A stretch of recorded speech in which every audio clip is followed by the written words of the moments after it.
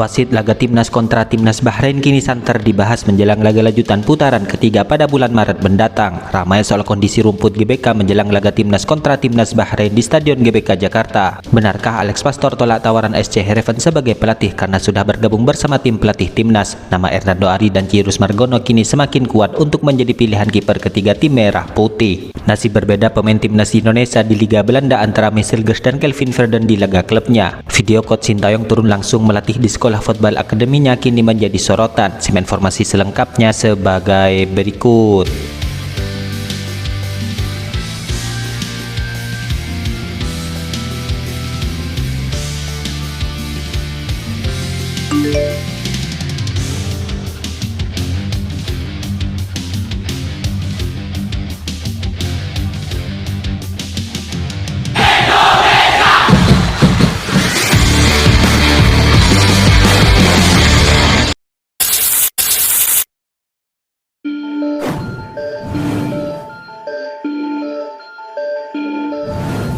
Timnas Indonesia diketahui akan menjamu Timnas Bahrain di Stadion GBK pada Maret mendatang. Namun kondisi rumput GBK kini terus menjadi sorotan menjelang laga tersebut. Ya, kondisi rumput GBK sebenarnya sempat mendapatkan kritikan di saat Timnas Indonesia menjamu Arab Saudi dan juga Jepang, di mana dalam laga itu terlihat kondisi rumput GBK tidak dalam kondisi yang baik.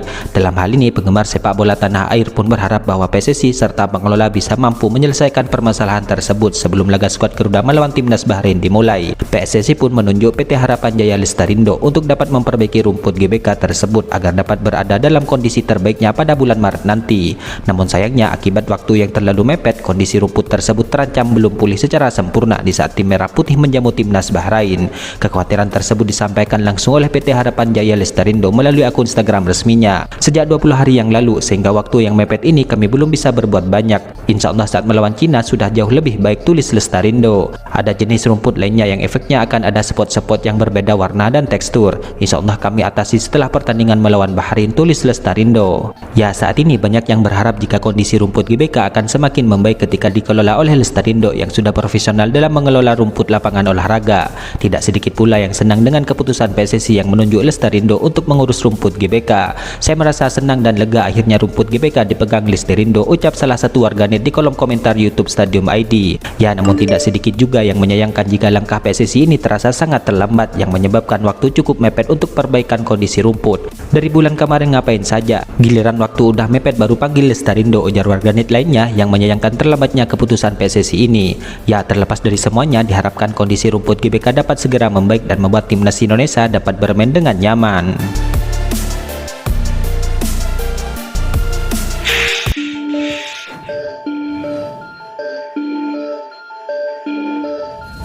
Federasi Sepak Bola Tajikistan kini membocorkan bahwa wasit binaannya yaitu Sadullah Gulmorodi akan memimpin laga Timnas kontra Timnas Bahrain. Ya, Timnas Indonesia akan meladeni perlawanan Timnas Bahrain di laga lanjutan putaran ketiga bulan Maret mendatang. Di mana laga tersebut akan menjadi laga penting bagi skuad tim Merah Putih demi menjaga asa lolos ke Piala Dunia 2026. Ya, Sadullah Gulmorodi adalah wasit berlisensi FIFA yang lahir di Tajikistan yang masih berusia 34 tahun. Meskipun tergolong masih muda, namun ia pengadil pertandingan yang berpengalaman. Dua wasit asal Tajikistan lainnya yaitu Hasan dan Farhod akan menjadi asisten wasit dalam laga skuad Garuda nantinya. Sedangkan wasit VAR untuk pertandingan ini nantinya akan dioperasikan oleh wasit asal Uni Emirat Arab salah satunya. Wasit elit Tajikistan Sadullah Gulmorodi ditunjuk sebagai wasit untuk laga Timnas Indonesia melawan Bahrain, tulis akun Instagram Federasi Sepak Bola Tajikistan. Ia akan dibantu oleh asisten wasit FIFA Hasan dan Farhod. Wasit cadangan yang ditunjuk adalah Sayodjo. VAR akan dioperasikan oleh Muhammad Ubaid. Sementara asisten wasit VAR adalah Umar Muhammad dari Uni Emirat Arab, jelas akun tersebut. Ya, Transfermarkt mencatat bahwa Sadullah telah memimpin 69 pertandingan sejak 2019 termasuk di Liga Tajikistan, Piala AFC hingga ACL Elite. Selain itu, ia juga pernah bertugas di Piala Asia U23, kualifikasi Piala Dunia Zona Asia hingga Piala Asia U20. Ia juga pernah menjadi pengadil pertandingan ketika Timnas Indonesia menang 1-0 atas Timnas Vietnam di Piala Asia 2023. Ya, dalam hal ini harapannya semoga saja semua wasit yang ditunjuk untuk laga tim Merah Putih ini nanti bisa menjadi pengadil yang benar-benar adil dan tidak merugikan khususnya bagi skuad Garuda.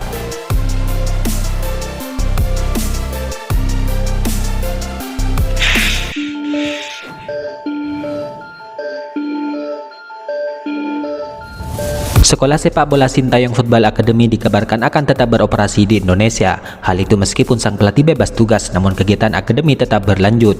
Ya, Sintayong Football Academy hadir dalam infrastruktur sepak bola Indonesia, di mana hal ini merupakan salah satu langkah untuk mencetak pemain berbakat. Akademi ini memberikan pembinaan kepada pemain dari level akar rumput hingga elit. Hal itu dengan pendekatan profesional dan metodologi modern, di mana pemain tidak hanya berlatih secara teknis, akan tetapi juga ditanamkan budaya olahraga yang kuat. Di sini misinya adalah menciptakan pesepak bola masa depan yang memiliki fundamental kokoh dan mentalitas juara.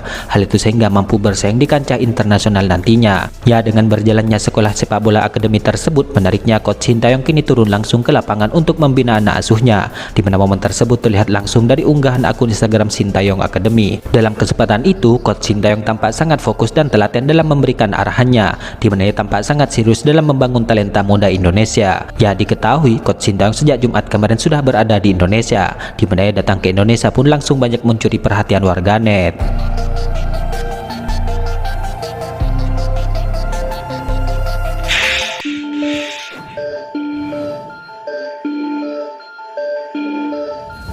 Ketua Umum PSSI Erick Thohir kini mengatakan bahwa timnas Indonesia akan memakai kiper muda sebagai kiper ketiga setelah mempunyai Martin Paes dan Emil Audero yang sedang menjalani proses.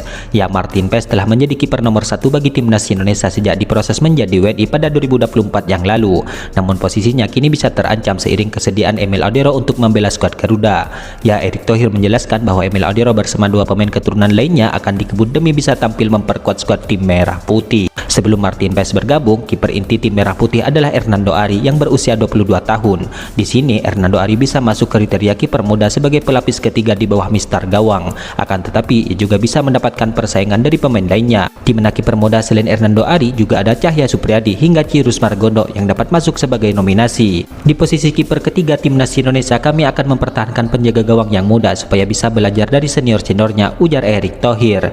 Ya, namun di sini kiper muda yang kuat diprediksi akan menjadi pilihan ketiga adalah Hernando Ari, di mana kemampuan Hernando Ari di bawah mister gawang sudah terlihat sejak lama dan sudah tidak diragukan lagi. Namun di satu sisi kini juga ada nama Cirus Margondo yang kini mulai menunjukkan kemampuannya di bawah mister gawang, di mana ia juga baru-baru ini masuk sebagai penjaga gawang terbaik di Liga Kosovo bersama klub barunya. Dalam hal ini tentu menarik menantikan kiper muda pilihan Patrick Kluivert untuk skuad tim Merah Putih.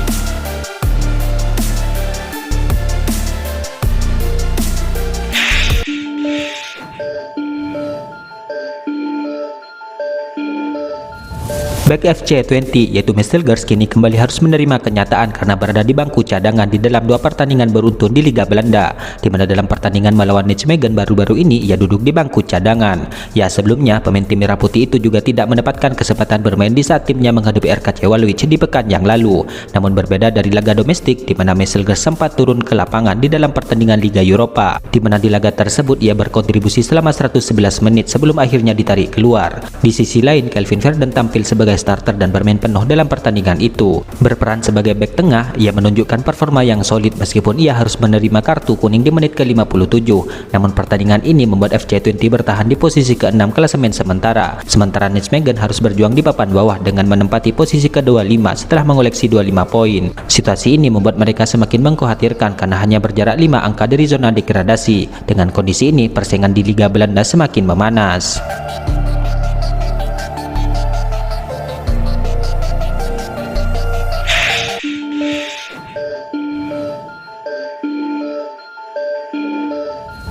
Media Belanda yaitu Football Premier kini mengungkapkan bahwa SC Heerenveen gagal untuk mendapatkan Alex Pastoor sebagai pengganti Robin van Persie, di mana hal itu disebut gara-gara ia sudah bergabung dengan tim kepelatihan skuad Garuda. SC Heerenveen melakukan upaya sia-sia untuk membawa Alex Pastoor ke Friesland, tulis Football Premier dalam unggahannya. Heerenveen melihatnya sebagai penerus Robin van Persie yang pindah ke Feyenoord, tetapi Pastoor baru saja memulai sebagai asisten pelatih timnas Indonesia, tulis Football Premier menambahkan. Ya, dalam artikelnya, media tersebut mengungkapkan bahwa SC Heerenveen telah melakukan pendekatan dengan Alex Pastoor dalam beberapa hari terakhir.